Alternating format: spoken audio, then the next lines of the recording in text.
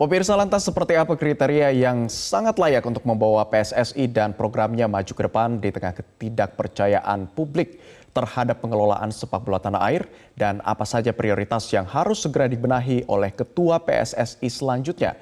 Kita akan membahasnya bersama dengan pengamat sepak bola, ada Anton Sanjoy atau yang akrab disapa Bung Joy. Selamat pagi Bung Joy.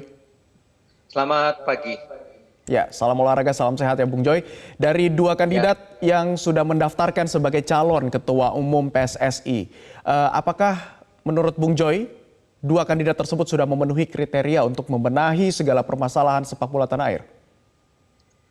kalau memenuhi kriteria atau belum, mereka harus buktikan ketika mereka nanti terpilih. Tetapi memang yang dibilang oleh masyarakat tadi, yang diwakili oleh apa yang diwawancara tadi, menurut saya benar ya, karena PSSI ini butuh figur yang bisa memimpin, membawa Indonesia ke dalam persepak bolaan yang jauh lebih baik, terutama pengelolaannya, sehingga Indonesia mempunyai kualitas kompetisi yang bersaing dengan negara-negara elit di Asia. Dan sekarang kan Indonesia ini tidak bisa bersaing kalau udah masuk ke level tim nasional kan. Dan itu dibutuhkan orang yang betul-betul punya dedikasi luar biasa, karena selama ini kan yang menjadi ketua umum PSSI ini kan hanya memberikan dirinya untuk pencitraan. Jadi dia hanya konsentrasi di Liga 1, kemudian tidak pernah memikirkan pembinaan usia muda, grassroots, lalu meningkatkan mutu kompetisi lewat meningkatkan mutu pelatih-pelatih, meningkatkan mutu wasit, meningkatkan banyak sekali hal, terutama kalau kita bicara di level pembinaan usia muda. Nah, ini yang tidak pernah sebetulnya disentuh oleh Ketua Umum PSSI sebelum-sebelumnya. Bahkan kalau saya bicara sejak zaman Nurdin Halid, sejak zaman bahkan juga Lanyala waktu masih ada di sana, tidak pernah menyentuh sisi pembinaan yang lebih mendasar. Semua bicara mengenai tim nasional, dan itu telah membius bangsa Indonesia ini dalam tanda kutip menjadi bodoh ya.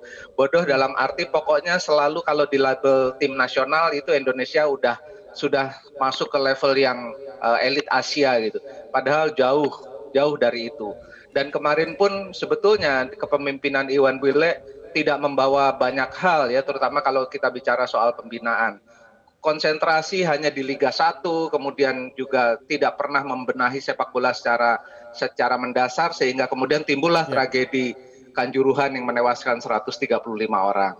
Jadi memang menurut saya PR Ketua Umum mendatang ini banyak sekali. Tapi memang ada prioritas-prioritasnya. Tapi menurut Baik. saya harus dibuktikan ketika mereka nanti sudah terpilih, dan langkah-langkah yang cepat ya, 100 hari pertama mungkin harus dilakukan banyak hal, dan Hmm. itu terutama pasti pembenahan. Betul kata salah satu calon, memang sepak bola Indonesia ini harus bersih. Nah, Baik. bersih itu sangat masuk ke dalam sendi-sendi utamanya di PSSI. Baik, sebelum kita membahas lebih banyak terkait dengan PR dan juga skala prioritas, tapi kita akan membahas dulu Bung Joy terkait dengan dua kandidat ini. Tadi Anda katakan bahwa sebelumnya ini hanya pencitraan, kemudian kalau kita lihat Lanyala ini adalah mantan Ketua Umum PSSI di tahun 2015-2016 yang lalu. Kemudian Erick Thohir ini orang baru. Kira-kira dari dua kandidat ini, orang lama dan juga orang baru, kira-kira siapa yang akan dipilih oleh publik nanti yang mungkin cocok untuk membawa PSSI ke depannya? Gini, yang sangat tidak menguntungkan bagi sepak bola Indonesia ini adalah ketua umum dipilih oleh para voters. Nah, voters ini sepanjang sejarah yang saya tahu pemilihan ketua umum PSSI memang selalu bergantung kepada money politics. Jadi ini akan sangat seru nanti dalam 1 bulan mendatang, bagaimana dua kandidat ini memengaruhi para voters untuk memilih mereka. Karena memang sejarahnya memang kelam banget. Jadi saya sih berharap ya, ini sekarang pemilihan pun bersih. Katakanlah Pak Erik atau Pak Lanyala, kalau bisa membawa pemilihan ini menjadi pemilihan yang bersih, pasti kepemimpinan nanti akan kepemimpinan bersih, dan PSSI akan menjadi bersih. Tapi kalau masih pakai politik uang, ya ini sampai kapanpun, entah itu Erick Thohir, Erick Cantona, kayak Lanyala, kayak atau siapapun, itu tidak akan membawa PSSI ke dalam sesuatu yang lebih baik, karena Ya, telah dimulai dengan sesuatu yang buruk gitu loh. baik. Jadi itu pengalaman sejarah. Kalau sekarang bisa dimulai dengan hal yang lebih bersih, tidak ada money politics, saya rasa itu hal yang sangat-sangat positif, dan itu start yang sangat bagus untuk kepemimpinan PSSI. Tapi masalahnya ada di para voters. Para voters Oke. ini sudah terbiasa untuk tidak jujur, tidak sportif dalam pemilihan. Nah, ini bagaimana mereka membawa perubahan yang sangat radikal ini akan menentukan bagaimana nanti PSSI ke depan. Baik, tapi Bung Joy kalau kita lihat saat ini kan banyak dari public figure dan juga beberapa artis yang memiliki klub begitu yang juga kemudian menjadi voters. Apakah ini bisa mendobrak dengan adanya tradisi tadi yang dikata oleh Bung Joy, adanya praktik money politik di dalam? Saya rasa itu kabar gembira ya kalau ada public figure karena kan mereka sebetulnya sudah tidak butuh apa-apa lagi. Mereka tidak butuh pencitraan, mereka tidak butuh apapun. Mereka hanya butuh sesuatu yang lebih baik. Jadi kalau siapapun yang mendukung A atau B itu bisa membawa perubahan. Oke, kita akan mulai kampanye tidak ada money politics misalnya. Itu dilakukan oleh para public figure daripada mereka cuma cengengesan aja gitu ya. Lebih baik mereka kampanye hal-hal yang sangat-sangat mendasar. Saya rasa itu akan menjadi awal yang sangat bagus juga. Jadi siapapun yang ada di balik para calon ini harusnya memang bekerja keras untuk membawa perubahan yang sangat mendasar. Entah itu Raffi Ahmad, entah itu Pak Gede Widade, siapapun di balik para tokoh ini yang maju sebagai calon ketua umum harusnya bisa memulai langkah-langkah yang positif.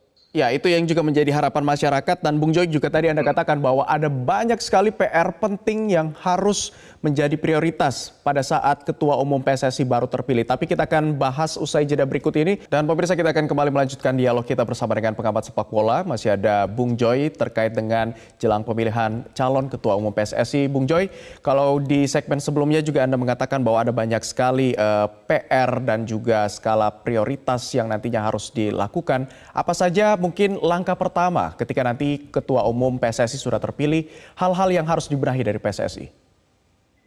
Ya, kalau kita lihat penghentian Liga 2 ini kan sebetulnya juga terkait dengan manajemen PSSI yang amburadul ya. Jadi menurut saya ini juga agak manipulatif karena kalau kita mau jujur sebetulnya klub-klub Liga 1 pun stadionnya belum ada yang betul-betul memenuhi syarat safety regulation-nya FIFA. Jadi kalau menghentikan Liga 2 karena alasan tersebut seperti yang dikatakan Ahmad Riyad tadi, ya semua kompetisi di Liga 1 juga harus berhenti karena memang belum ada yang memenuhi syarat lah.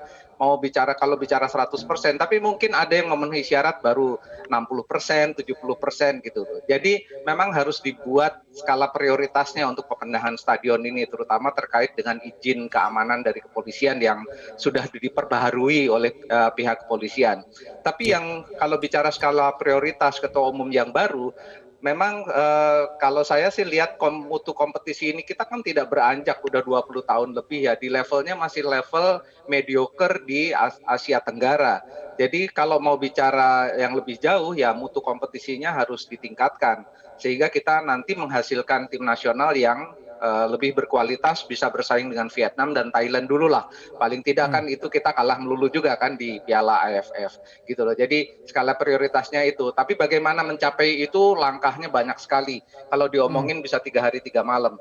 Tetapi memang banyak hal yang harus dibenahi mulai dari hal yang paling dasar.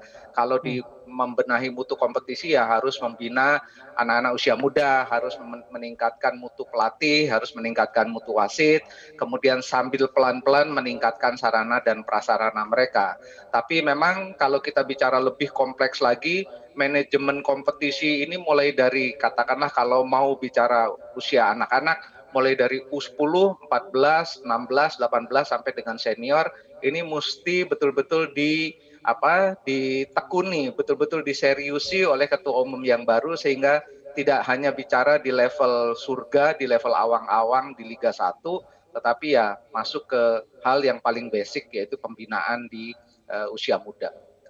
Baik, ya itu tentunya menjadi pekerjaan rumah ataupun skala prioritas yang harus dilakukan dari Ketua Umum PSSI yang baru. Tapi Bung Joy kalau kita lihat juga bahwa menjelang pemilihan dari Ketua Umum PSSI ini adalah dengan diaturnya komite pemilihan dan juga komite banding. Menurut Anda sejauh ini seperti apa komite banding yang nantinya akan bekerja setransparan apa? Karena kalau kita lihat mereka ini kan orang-orang lama.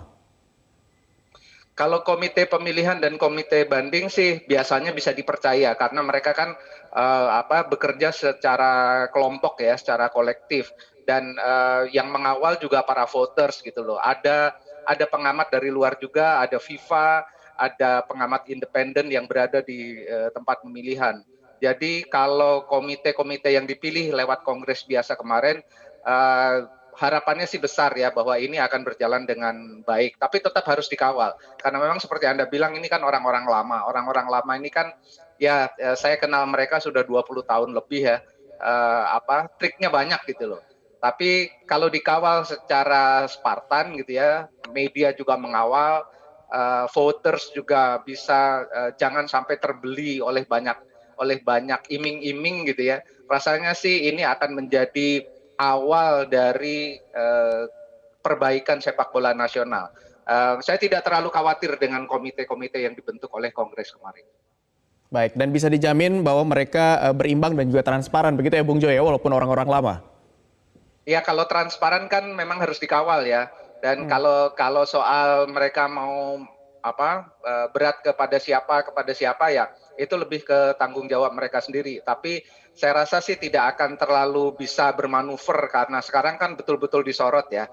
Apalagi ada figur-figur yang menurut saya sangat prominent di sana. Kan ada Pak Erik, ada Pak Lanyala. Mereka sudah sangat berpengalaman ya, meskipun Pak Erik bisa dikatakan orang baru di PSSI, katakan kalau dia Baik, masuk, tapi dia kan baik. orang yang sangat prominent. Ya, Jadi Bung harusnya Joy. sih ini akan menjadi awal ya, dan saya rasa banyak public figure juga ada di sana, mereka juga banyak punya punya bala kurawa gitu ya untuk mengawal Mhm. ini. Rasanya sih harusnya ini akan menjadi, mungkin bisa saya catat dalam sejarah ya, saya selama mengikuti PSSI ini akan menjadi kongres pemilihan yang paling mungkin ya paling bisa menjadi patokan untuk kongres-kongres berikutnya, karena saya rasa ini akan menjadi sorotan seluruh Indonesia setelah tragedi Kanjuruhan, dan ini betul-betul harusnya bisa menjadi awal yang lebih baik. Ya, itu yang menjadi harapan dan juga catatan penting. Tapi Bung Joy, kalau kita lihat juga yang menjadi kritis di sini adalah terkait dengan Exco. Exco, seperti apa menurut Anda anggota dari ketika pemilihan anggota baru ini Exco ini akan seperti apa? Apakah dihilangkan saja atau bagaimana? Ya inilah yang menjadi concern saya ya, karena kan katakanlah Pak Erik atau Pak Lanyala yang terpilih menjadi ketua umum. Lalu apakah dia bisa menentukan exco-nya?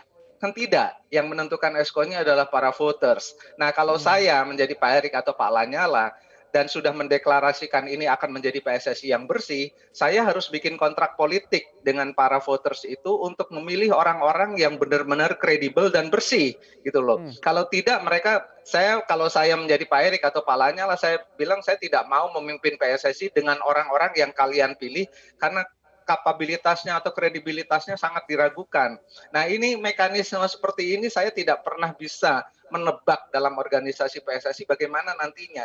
Karena katakanlah hanya Pak Erik sendiri atau Pak Lanyala sendiri. Sementara para exco-nya adalah juga menurut saya orang-orang yang tidak kredibel, orang-orang yang tidak pernah punya kemauan benar-benar untuk membangun PSSI, kan jadi repot. Kecuali memang kepemimpinannya sangat diktator gitu ya, misalnya Pak Erik atau Pak Lanyala yang terpilih, dia betul-betul tangan besi. Tapi kan biasanya hal-hal seperti itu tidak bisa terjadi pada Exco PSSI, karena Exco PSSI ini kan dipilih oleh para voters juga yang punya kepentingan-kepentingan masing-masing gitu loh. Nah, ini yang menjadi tantangan Pak Erik dan Pak Lanyala ke depan ini, bagaimana sebetulnya kalau dia tidak bekerja sama dengan orang-orang yang punya kredibilitas tinggi. Ya, Apakah dia sekarang bisa membuat kontrak politik dengan para voters untuk memilih orang-orang di ESCO, orang-orang yang betul-betul kredibel atau tidak? Nah, ini akan menjadi sangat menarik dalam 1 bulan ke depan karena waktunya tidak banyak. Dan baik. Pak Erik dan Pak Lanyala harus punya kekuatan negosiasi dengan para voters untuk mengatakan bahwa saya harus bekerja dengan orang-orang dengan kredibilitas yang bisa dipertanggungjawabkan. Kalau menurut Baik. saya orang-orang lama memang sudah harus mundur semua karena mereka bertanggung jawab atas kematian 135 orang. Jadi harusnya ada orang-orang baru di sana dan punya kredibilitas yang luar biasa tingginya, bisa dipercaya dan sudah proven, sudah terbukti mereka adalah orang-orang yang kredibel dan tahu betul bagaimana membangun sepak bola, tahu betul bagaimana sebetulnya bekerja untuk PSSI dan untuk kemajuan sepak bola Indonesia. Kalau tidak ya Pak Erik atau Pak Lanyala hanya akan bekerja sendirian, menjadi alien, tersingkirkan, dan ya seperti yang ketua umum terakhir ini, akhirnya menjadi orang yang tidak mampu untuk membawa perubahan yang sangat mendasar pada PSSI. Baik, artinya kalau mau bersih-bersih jangan tanggung ya, Bung Joy, dari kepala Jangan sampai tanggung, ujung kakinya harus dibersihkan semua. Bung Joy, betul. tapi kalau Karena kita dia lihat, sendiri tidak mungkin. baik, Bung Joy, kalau kita lihat kemudian kenapa posisi ketua umum PSSI ini sebegitu menjanjikan, banyak peminatnya, pesohor-pesohor begitu ingin sekali menjadi ketua PSSI, bahkan Lanyala sendiri sebagai mantan ketua PSSI ingin lagi menjadi ketua umum. Apakah posisi ketua PSSI ini bisa menjadi batu loncatan, misalkan menuju ke panggung politik seperti ke tahap selanjutnya begitu, dan ada beberapa peluang. Menurut analisis Anda, apakah memang seberpeluang itukah yang akan mengarah ke panggung politik? Ya, karena menurut saya ini kesalahan mendasar juga bangsa Indonesia ya. Terlalu mendewakan sepak bola sehingga orang-orang yang ada di sana itu merasa bahwa itu adalah panggung yang sangat baik ya. Bahkan kalau boleh saya bilang, Presiden Jokowi pun sebetulnya terbius oleh panggung sepak bola itu. Sehingga kemudian dalam tanda kutip harus menyelamatkan Piala Dunia U20 dengan segala cara. Sampai kemudian menurut saya agak melupakan tragedi Kanjuruhan. Jadi memang kalau Anda bicara ketua umum PSSI ini memang sangat membius. Kalau kita bicara pada konteks gengsi, ini memang jabatan yang sangat bergengsi, sangat disorot oleh masyarakat. Timnas menang turnamen antar kecamatan pun, Mbak, gitu ya, bisa menjadi bahan buat mereka untuk mempromosikan dirinya sebagai orang-orang yang hebat gitu kan. Spanduk besar berada di mana-mana. Nah, ini yang telah menjadi sejarah juga kan. Pak Edi juga menjadikan PSSI batu loncatan. Kemarin Pak Iwan Bule juga sebetulnya punya ambisi untuk di jabatan politik gitu ya, dengan menjadi ketua umum PSSI. Dulu juga Nurdin Halid demikian ya kan, menjadikan ketua umum PSSI ini sebetulnya adalah batu loncatan dalam konteksnya dalam perpolitikan gitu loh. Jadi saya sih Baik. tidak berharap Pak Erik atau Pak Lanyala punya ambisi seperti itu ya, karena mereka kan udah jadi orang-orang yang hebat lah ya di Ya, pemerintahan maupun di sektor swasta. Jadi baik. harusnya sih tidak ada lagi hal seperti itu. Ya, tentunya kita berharap bahwa memang tujuan mereka untuk mendaftarkan diri sebagai calon ketua umum PSSI adalah untuk membenahi sepak bola di tanah air. Terima kasih pengamat sepak bola Bung Anton Sanjoyo sudah bergabung bersama kami di Metro Pagi Prime Time. Selamat kembali beraktivitas, salam sehat.